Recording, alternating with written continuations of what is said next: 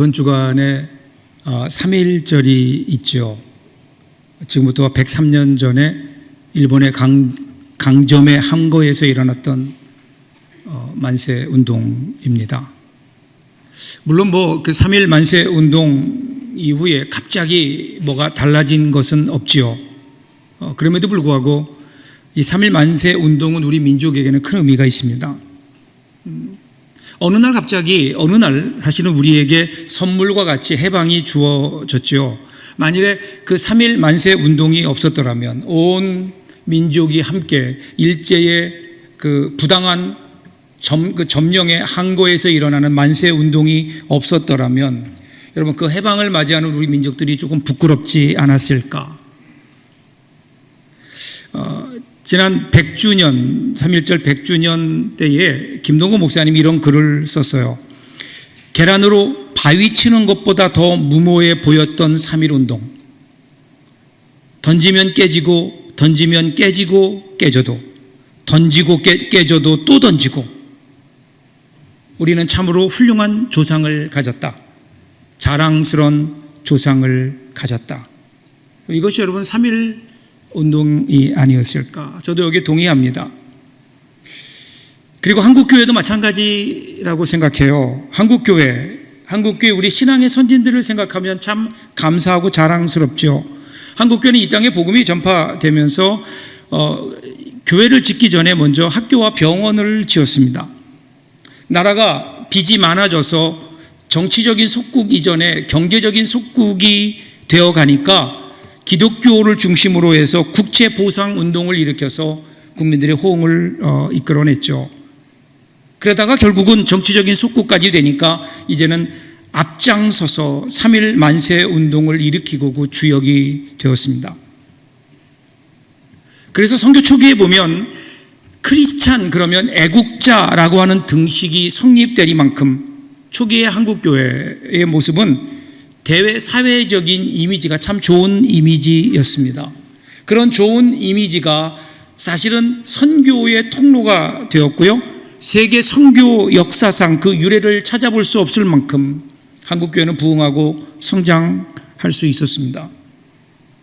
자, 이렇게 성장한 오늘 한국교회 우리의 모습은 어떨까? 여러분, 요즘처럼 개신교에 대한 사회적 인식이 나빴던 적은 없던 것 같습니다. 물론 여러 가지 이유가 있을 거예요. 여러 가지 이유가 있겠지만 그 가운데 가장 큰 이유는 우리 한국교회가 이 초기에 선교 정신을 잃어버렸기 때문이 아닌가. 이것을 잊어버렸습니다. 그래서 세상과 사회에 대한 복음적 책임은 뒤로 한 채 자신의 교회만 성장시키는데, 자신의 교회만 돌보는데 급급했기 때문은 아니었을까. 오늘 우리는 3.1절을 맞이하면서 다시 한번 우리는 기억해야 됩니다. 우리가 혹시 잊어버린 것이 무엇이 있었던 것은 아닌가? 잊어버린 것을 기억하고 그리고 회복해야 이 땅에 하나님이 주신 귀한 교회 사명을 감당할 수 있지 않을까?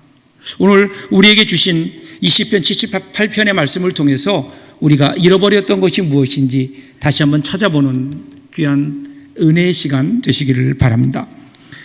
40절부터 41절 먼저 보세요. 그들이 광야에서 그들에게 반항하며 사망에서 그를 슬프시게 함이 몇 번인가. 그들이 돌이켜 하나님을 거듭 시험하며 이스라엘의 거룩하신 이를 노엽게 하였도다. 이스라엘의 죄와 어리석음, 이것이 반복적으로 일어났다. 여기 보면 몇 번이라는 말, 그리고 거듭이라는 말, 그리고 돌이켜라는 말은 이 이스라엘의 반역이 한 번으로 그친 것이 아니라 계속해서 반복했다. 그들의 반역과 죄악은 반항과 시험하는 일로 나타났어요. 이것이 하나님을 슬프시게 하고 하나님을 노엽게 했다. 그러니까 지금 이스라엘 백성들은요, 악순환에 빠져 있습니다. 어떤 악순환이죠? 우리들이 사사기에서 보는 그 악순환 그대로입니다. 하나님께서 은혜를 베푸셨어요. 그래서 그들을 이집트에서 구원해 내셨어요. 하나님의 사람으로 그걸 만드셨어요. 구원해 내셨어요. 하나님의 은혜예요. 근데 이스라엘 백성들이 이것을 잊어버리고 하나님을 떠납니다. 하나님을 거역합니다.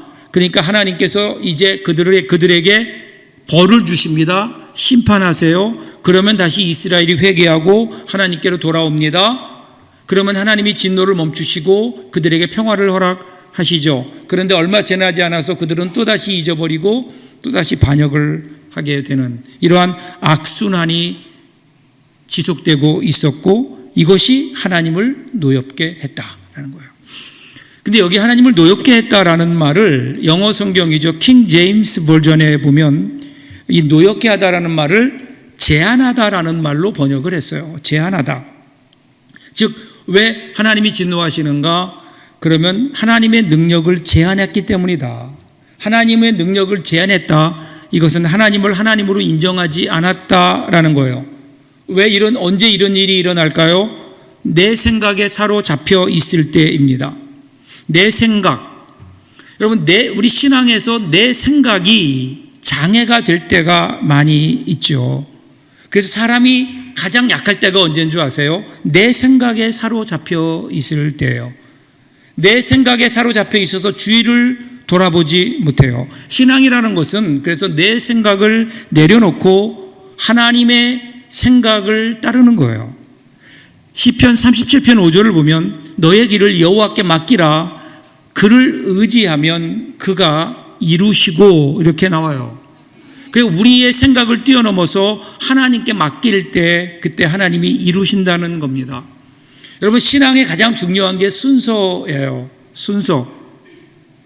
우리가 하나님께 맡기면 하나님이 이루어 주시는 하나님의 이루심을 우리 삶 속에 경험할 수 있어요. 그런데 우리는 이 순서를 바꾸어요. 그래서 하나님이 이루어 주시면 내가 맡기겠습니다 라고 고집하고 있는 것은 아닐까. 신앙은요, 순서가 잘못되면 안 돼요. 순서가 중요합니다. 오늘 우리에게 왜 하나님이 이루어 가시는 그 역사가 우리 삶 속에 체험되지 못할까? 그 이유는 간단해요. 우리가 하나님께 맡기지 못하기 때문이에요. 하나님께 맡기지 못하면서 하나님을 향해서 하나님이 이루어 주시면 내가 맡기겠습니다. 맡기지 않으니까 하나님의 이루심을 볼 수 없는 거예요. 그래서 신앙은요, 맡기는 거예요. 신앙은 하나님께 맡기는 거예요. 여러분, 새 중에 허밍버드라고 하는 새가 있어요. 이 허밍 아시죠? 윙윙거린다라는 뜻의, 우리가 노래할 때도 이렇게 하는 거를 허밍이라고 하잖아요. 이 새의 길이는 약 한 6cm 정도, 작은 새예요. 근데 이 새는요, 1초에 50번에서 70번 날개짓을 한대요. 이게 잘 안 보여요. 초고속 카메라로 찍어도 잘 보이지 않을 정도로 그렇게 죽어라 하고 1초에 50번 70번 날개짓 하다가 4년 만에 죽어요. 수명이 4년이에요. 근데 반면에 알바트로스라는 새가 있는데 그것은 거의 1m에 가까운 큰 새예요. 날개를 펴면 약 한 3.5m 정도 된다고 하는데 이 새는요, 무려 80세를 살아요. 새 주제에 인간보다 더 오래 살아요. 어떻게 이렇게 오래 살 수 있을까? 연구해 보니까 이 알바트로스는요, 날 때에 자기 힘으로 날지 않아요. 99% 바람의 힘을 이용하는 겁니다. 그래서 바람이 가만히 있다가 바람이 강하게 불면 그 기류를 타요. 기류를 타고 거기에 바람에 자기의 날개를 펴고 맡기니까 쉽게 날고 멀리 날고 오래 사는 거예요. 어떤 사람이 오래 살까요? 내 힘 의지에서 아둥바둥하며 사는 사람 아니에요. 하나님께 맡기고 평안한 가운데 하나님의 평화를 누리는 사람, 이 사람이 건강하게 오래 살지 않을까요? 그래서 중국에서는요, 이 새를 신천옹, 즉 하늘을 믿고 나는 노인이라는 이름, 별명을 붙였다고 해요. 하나님께 맡기는 삶. 시편 31편 15절을 보세요. 나의 앞날이 주의 손에 있사오니 내 원수들과 나를 핍박하는 자들의 손에서 나를 건져 주소서. 여기에요. 신앙인은 알바트로스와 같이 사는 사람들이에요. 하나님께 맡기는 거예요. 그러면서 하나님께 맡기고 하나님께서 어떻게 이루어 가시는지를 체험하며 사는 사람. 오늘 저와 여러분의 삶이 그런 삶이 될 수 있기를 바랍니다. 하나님을 우리의 생각대로 제한하지 마세요. 그러면 하나님이 노여워하세요. 하나님이 슬퍼하시는 거예요. 왜 이런 일이 있을까? 왜 이런 악순환이 계속해서 반복될까요? 42절에서 이렇게 설명합니다. 그들이 그의 권능의 손을 기억하지 아니하며 대적에게서 그들을 구원하신 날도 기억하지 아니하였도다. 그 이유가 뭐라고요? 기억하지 않았다는 거예요. 이스라엘 백성들이 하나님의 권능의 손을 기억하지 않았다. 그리고 하나님께서 대적에게서 구원해 주신 그 날도 기억하지 않았다라는 거예요. 여러분, 대적에게서 구원해 주신 날은 아마도 이집트에서 구원해 주신 그 날이 아닐까. 그것을 기억하지 못했다. 신앙은 그러기에 기억하는 거예요. 신앙은 내가 열심 내는 것을 결단하는 게 아니에요. 신앙의 출발은 언제나 기억하는 거예요. 왜 여러분 신앙의 기억이 중요할까요? 신앙의 기억이 중요한 이유는요, 내가 시작한 게 아니기 때문에 그래요. 여러분, 내 신앙은요, 내 지금 구원은요, 내가 시작해서 내가 원해서 시작된 역사가 아니에요. 하나님께서 시작하셨다고요. 하나님께서 시작하셨어요. 하나님이 세상을 이처럼 사랑하셨어요. 그래서 어떻게 하셨죠? 우리에게 독생자를 주셨어요. 그래서 그를 믿는 자마다 구원을 얻게 하신 거라고요. 그러니까 이 일을 우리가 하나님, 내가 구원받기를 원하오니 독생자를 보내주옵소서, 이게 아니라 우리는 그런 생각을 요만큼도 안 하고 있었는데 하나님께서 우리를 너무너무 사랑하셔서 우리를 죄 가운데 둘 수 없기에 하나님의 우리를 사랑하는 사랑하심이 발동하면서 예수 그리스도를 이 땅에 보내주신 걸로 시작된 거예요. 그러니까 나로부터 시작된 것이 아니기 때문에 우리는 이걸 잊어버려요. 기억해야 돼요. 날마다. 그래서 우리는 기억하기에 노력해야 돼요. 무엇을 기억해요? 하나님의 사랑을 기억하는 거예요. 하나님의 은혜를 기억하는 거예요. 내가 열심을 내는 것이 신앙이 아니에요. 하나님의 은혜를 기억하는 거라고요. 여기서부터 우리 신앙이 시작되어야 우리 신앙이 건강해져요. 그래서 여러분, 하나님을 기억하지 못하는 이유는요, 그들이 기억력이 없어서가 아니에요. 그들이 하나님을 몰랐을까요?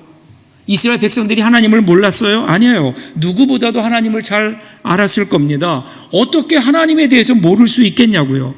아마도 그들에게 하나님이 누구이신가를 얘기하려고 하면 아마 3박 4일 동안이라도 그들은 얘기할 거예요. 왜냐하면 어릴 적부터 하나님에 관해서 그들은 듣고 배워왔거든요. 그래서 아브라함의 하나님, 이삭의 하나님, 야곱의 하나님, 그들은 분명히 그 하나님을 알고 있어요. 자, 근데 문제는 어디에 있을까요?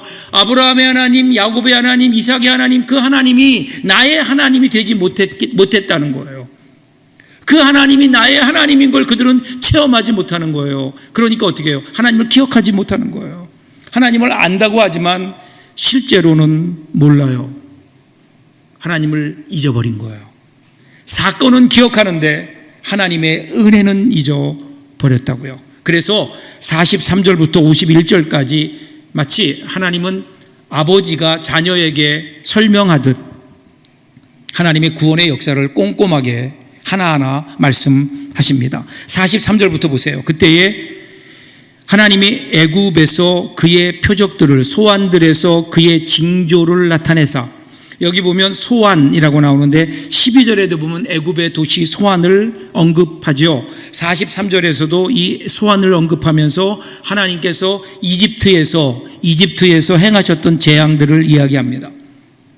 그래서 원래 재앙이 10가지잖아요. 10가지 재앙이 있는데 44절부터 51절에 보면 그 재앙 가운데 6개를 선별해서 이야기합니다. 44절 먼저 보세요.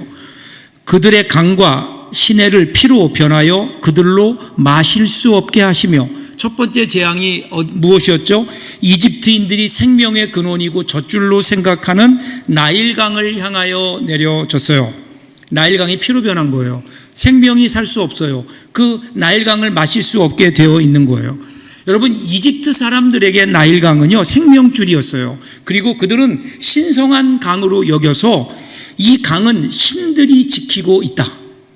그래서 크놈이라고 하는 신으로 대표되는데 이 신이 나일강을 지키고 있다, 이렇게 생각을 했어요. 그런데 지금 어떤 일이 일어났나요? 자기들의 신이 지키고 있는 그 나일강이 자기들이 종으로 노예로 부리고 있는 히브리 사람들, 이스라엘 사람들이 믿는 신, 그 여호와께서 보내신 모세에 의해서 피로 변해버린 거예요. 죽음의 강으로 변해버린 거예요. 여러분, 이것은 이집트 사람들에게는 큰 충격이었을 거고요. 노예로 살고 있었던 이스라엘 백성들에게는 아마도 큰 소망이 되었을 겁니다. 여러분, 여기 그 구약 출애굽기에 나오는 10가지 재앙은요, 처음부터 끝까지 이집트인들이 믿고 있던 신들에 대한 하나님의 심판이에요. 그래서 45절에서는 파리 떼와 개구리 떼의 재앙을, 46절에서는 메뚜기 떼의 재앙을, 47절부터 48절에 보면 우박 재앙을, 그리고 49절부터 51절에 보면 장자들의 죽음의 재앙. 이 모든 것들이 그 당시 이집트 사람들이 믿고 있었던 신들이에요. 신들의 형상이에요. 이것들을 하나하나 하나님이 부수시는 거예요. 하나하나 심판하시는 거예요. 그러면서 누가 참 신인지, 누가 진짜 하나님이신지, 누가 생명의 근원인지를 하나님께서 보여주시는 겁니다. 여러분, 저는 그 구절을 읽으면서 이런 하나님 모습 보면서 이런 의문이 들었어요. 왜 하나님이 한꺼번에 하지 아니하시고 10번에 걸쳐서 번거롭게 하셨을까? 그냥 하나님이 한 방에 끝내실 수도 있잖아요. 하나님이 그런 힘이 없으실까요? 아니에요. 한 번에 바로를 제압할 수 있잖아요. 그런데 왜 이렇게 10번에 걸쳐서 번거롭게 하셨을까? 물론 바로 왕에게 기회를 주시기 위한 하나님의 마음도 있을 거예요. 그런데 그것보다는 이스라엘을 향하여 잊지 말라는 거예요. 10번이나 반복하시면서 누가 진짜 하나님인지, 너희가 믿는 하나님이 누구인지를 제대로 알라는 겁니다. 그런데 이스라엘이 이것을 잊어버렸어요. 지금 시인이 이걸 고발하는 거예요. 오늘 시편이 이걸 고발해요. 너희가 이것을 잊어버렸다. 근데 여러분, 뭘 잊어버렸을까요? 그 이야기를 잊어버린 게 아니에요. 그 사건을 잊어버린 게 아니에요. 그 사건을 일으키신 분이 누구인가? 그 하나님을 잃어버렸다는 거예요. 하나님께서 이스라엘 백성들에게 이러한 역사를 베푸신 이유가 뭘까요? 그들의 삶을 편안하게 해주기 위해서였을까요? 아니에요. 하나님이 누구이신가를 그들에게 각인시켜 주시기 위함인 거예요.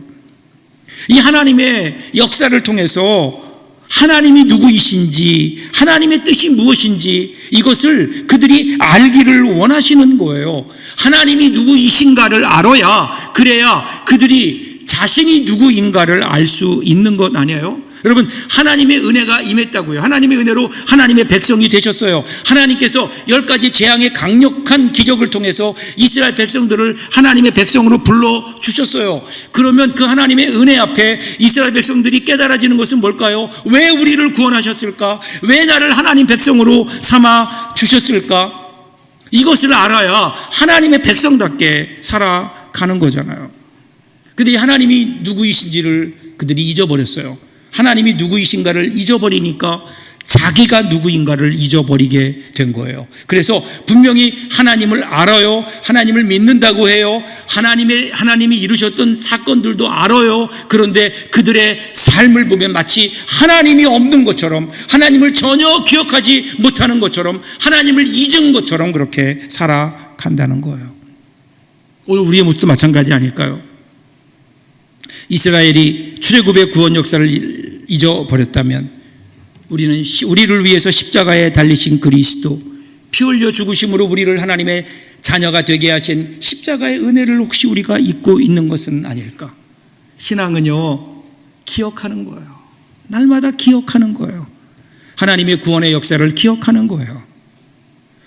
예수 그리스도의 십자가를 통해서 우리를 구원해 주신 그 하나님의 은혜, 그 보혈의 능력을 우리들이 기억하는 거예요. 우리는 이것들을 기억하면서 어떻게 할까요? 그 안에서 하나님을 신뢰하게 돼요. 하나님을 신뢰하는 것을 배우게 돼요. 그리고 하나님과의 인격적인 교제가 깊어지면서 더욱더 신뢰함이 깊어지는 겁니다. 이 신뢰. 그런데 오늘 우리의 모습은 여기에서 역행하고 있는 것은 아닐까? 하나님을 신뢰함으로 더 깊이 있게 이어지는 신앙이 아닌 것은요, 그런 신앙 지식은 백해무익한 신앙 지식이에요. 그냥 알고 있는 거예요. 여러분, 이것을 우리는 신앙의 개념화 그렇게 얘기해요. 개념화. 하나님을 만나는 체험이 없어요. 그러니까 하나님이 개념화되는 거예요. 개념화라는 말은 하나님은 이러하리라, 내 생각에 하나님은 이런 분이실 거다, 이렇게 머릿속으로 정리해 놓은 것을 그냥 하나님으로 받아들이는 거예요. 여러분, 어떻게 그 개념이 우리의 하나님이 될 수 있겠어요? 그런 개념적인 하나님을 우리들이 믿다 보니까 우리에게 능력도 없고 기쁨도 없는 거예요. 물론 하나님과의 만남도 없어요. 여러분, 우리가 믿는 하나님은 개념적인 하나님이 아니에요. 성경에 있는 하나님. 그래서 우리는 날마다 살아계신 하나님을 만나야 되는 거예요. 말씀을 통해서 하나님의 음성을 듣는 거예요. 성경을 통해서 하나님이 어떤 분이신지를 우리는 날마다 기억해야 되는 거예요. 찬양과 기도와 예배를 통해서 우리는 우리와 함께 하시는 하나님의 임재를 경험하는 거라고요. 여러분, 이것이 살아있는 신앙인데 어느 때부터인가 우리의 신앙이 개념화되면서 살아계신 하나님과는 상관없는 형식적인 신앙생활을 하고 있는 것은 아닌가.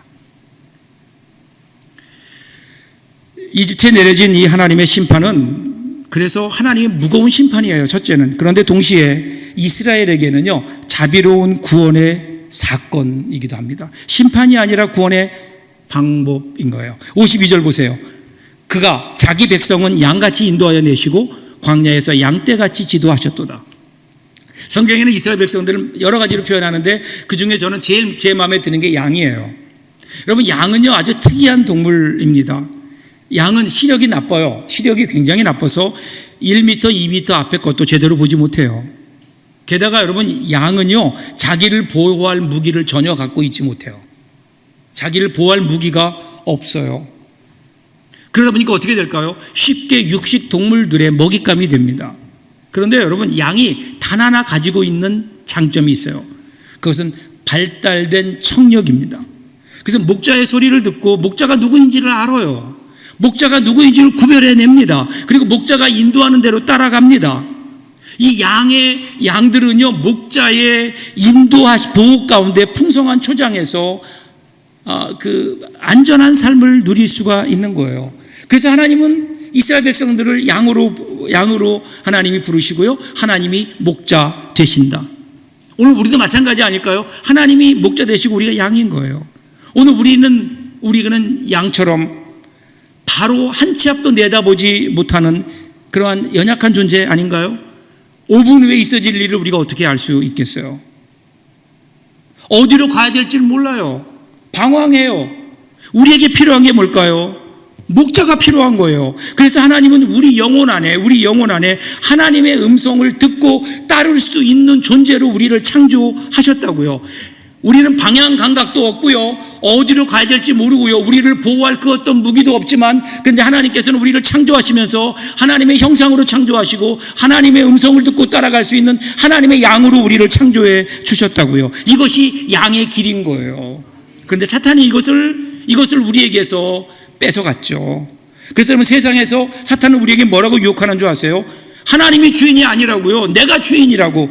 내 인생의 주인은 너라고 얘기합니다. 목자로부터 벗어나라고요. 하나님으로부터 벗어나는 게 진짜 자유라고요. 하나님 안에 있는 것은 구속이라고요. 진정한 자유는 아무 것에도 얽매이지 않는 거라고요. 마치 그것이 진짜 자유인 것처럼 그렇게 유혹하잖아요. 여러분, 여기에 속지 마세요. 여기에 속아 나가면요, 그러면 먹잇감이 되는 겁니다. 우리 예수님 말씀하시잖아요. 나는 선한 목자라고요. 목자는 항상 양을 보살피고 쉴만한 물가로 인도해 주시는 거예요. 여러분, 하나님이 우리의 목자가 되시고 내가 양이 돼서 주님을 따라갈 때, 그때 우리에게 어떤 일이 일어날까요? 54절 55절 보세요. 그들을 그의 성소의 영역 곧 그의 오른손으로 만드신 산으로 인도하시고 또 나라를 그들의 앞에서 쫓아내시며 줄을 쳐서 그들의 소유를 분배하시고 이스라엘 지파들이 그들의 장막에 살게 하셨도다. 그렇게 살 때 뭐가 하나님이 인도하심이 있어요. 하나님이 보호하세요. 하나님은 광야 40년 동안 그들의 삶을 인도해 주셔서 가나안 땅으로 들이셨잖아요. 신명기 1장 31절 보세요. 광야에서도 너희가 당하였거니와 사람이 자기의 아들을 아는 것 같이 너희의 하나님 여호와께서 너희가 걸어온 길에서 너희를 아느사 이곳까지 이르게 하셨느니라 하나. 하나님께서 광야 40년 동안 어떻게 하셨다고요? 마치 아버지가 아들을 아는 것처럼 그렇게 이스라엘 백성들을 안고 오셨다는 거예요. 여러분, 광야가 얼마나 어려워요. 광야가 얼마나 힘든 곳이에요. 사람이 살 수 없는 곳이잖아요. 불안하고 두려운 마음이 있을 수밖에 없잖아요. 그런데 하나님께서는 그렇게 하나님의 백성들을 목자가 되셔서 그들을 아버지가 아들을 아는 것처럼, 목자가 양을 인도하는 것처럼 그들을 인도하셔서 드디어 성소의 영역, 어디죠? 거룩한 땅, 하나님이 약속하신 약속의 땅으로 그들을 인도해 내셨다라는 거예요. 그러니까 이것을 잊지 말라는 거예요. 제발 하나님이 목자 되심을 잊지 말아라. 오늘도 우리를 인도하시는 그 하나님의 인도하심 속에 우리를 맡길 때 여러분, 거기에 우리 인생의 진정한 행복이 있고 우리 인생의 풍성함이 거기에 있지 않을까요? 우리는 하나님을 너무 잊고 살고 있는 것은 아닐까? 이 하나님의 인도하심을. 여러분, 유명한 그 아이색 뉴턴이라는 분을 아시죠? 우리가 잘 아는 만유 인력의 법칙을 발견한 분이에요. 그 외에도 뭐 미적 분학을 정립했고 기하 광학, 제가 제일 싫어하는 학문들이요, 이것들을 체계화했다 그래요. 얼마나 큰 업적들을 이루었는지 몰라요. 천재죠. 그 당시 최고의 지성인이고 천재였습니다. 그런 사람이었지만 나이가 많아지면서 세상을 떠날 즈음에는요, 기억력이 다 사라졌다고 해요. 그래서 거의 아무것도 기억하지 못했다고 합니다. 심지어는 자기의 나이도 잊어버리고 생일도 잊어버렸어요. 그에게 배움을 받았던 제자들이나 가까운 지인들이 찾아와도 그들의 이름은 물론 그 사람이 누구인지조차도 제대로 기억하지 못했다고 합니다. 그 사람들이 얼마나 답답했겠어요. 그 당시 최고의 지성이고 천재였는데 사람을 기억하지 못해요. 답답한 마음에 한 제자가 물었대요. 선생님, 왜 이렇게 다 기억하지 못하십니까? 그럼 지금 선생님이 기억하시는 건 도대체 뭡니까? 뭐를 기억하고 계십니까? 이 말에 뉴턴이 잠시 생각에 잠기더니 이렇게 대답했다고 해요. 기억하는 게 있지. 기억하는 게 있지. 결코 잊을 수 없는 두 가지. 하나는 내가 죄인이라는 것이고, 하나는 그 예수님이 나를 용서하시고 나의 구주가 되셨다는 것. 이것은 내가 기억하지. 사랑하는 여러분, 우리도 이제 우리의 인생이 점점 세월이 가면서 이 땅의 기억들이 하나씩 사라져 가겠지만, 우리가 마지막까지 붙들어야 되는, 다른 거 다 잊어버려도 우리가 마지막까지 기억해야 되는 그 기억이 있다면 예수님이 나의 구주라는, 사랑하는 여러분, 흔들리지 않는 하나님의 사랑에 대한 기억. 여러분, 이 사랑의 확신이 흔들린다면 우리 삶에 뭐가 남을까요? 그래서 우리는 날마다 바라보아야 되는 거예요. 예수 그리스도의 십자가를 바라보는 거예요. 갈보리 언덕을 바라보아야 되는 거예요. 거기에 하나님의 사랑이 있어요. 그래서 우리는 갈보리 언덕의 십자가를 바라보며 나를 사랑하시는 하나님의 그 은혜를 우리들은 잊어서는 안 돼요. 그것을 기억해야 되는 거예요. 거기에 우리의 힘이 있고요, 여러분, 거기에 하나님이 이루시는 하나님의 능력이 있지 않을까요? 기억해야 됩니다. 로마서 8장 37절 보세요. 그러나 이 모든 일에 우리를 사랑하시는 이로 말미암아 우리가 넉넉히 이기느니라. 여기에 여러분 승리가 있어요. 여러분, 이렇게 살아주십시오. 하나님을 잊지 마십시오. 하나님이 여러분의 구주 되심을, 하나님이 여러분 인생의 목자 되심을 잊지 마십시오. 그리고 그것을 기억하며 그분께 여러분의 삶을 맡겨보십시오. 하나님이 인도하시는 삶이 우리 가운데 열려지지 않을까요? 그 하나님의 인도하심 속에 승리하는 우리 사랑하는 서북교회 성도들 될 수 있기를 주님의 이름으로 축복합니다. 기도하겠습니다. 여러분, 조용히 하나님 앞에 한번 여러분